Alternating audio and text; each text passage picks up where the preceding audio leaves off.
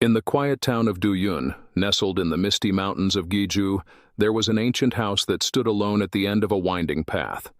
It was said that anyone who entered never came out the same, if they came out at all. The Tale of the Whispering Walls. Once, a brave soul named Li Wei decided to challenge the legend and spend a night in the house. As dusk fell, he stepped into the creaking foyer, the last rays of sunlight casting long shadows on the walls. The door slammed shut behind him, and the silence of the house was almost deafening. Li Wei explored the dusty corridors, his footsteps echoing in the empty rooms.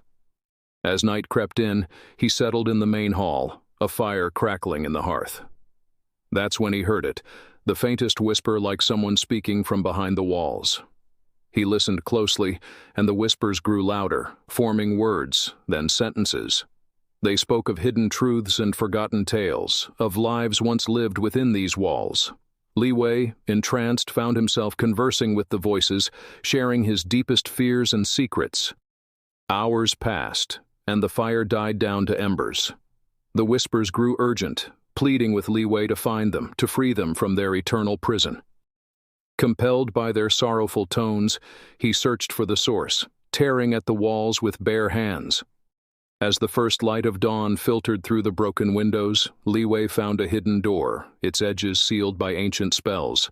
The whispers were now a cacophony, promising freedom and untold power if he would only open the door. With trembling hands, Li Wei broke the seal. The door swung open, and a blinding light engulfed the room, and then silence. The house stood still, as if holding its breath. When the villagers found Li Wei, he was sitting quietly by the cold hearth, a serene smile on his face. But his eyes were empty, void of the spirited man he once was. He spoke no more, only whispered, adding his voice to the chorus behind the walls.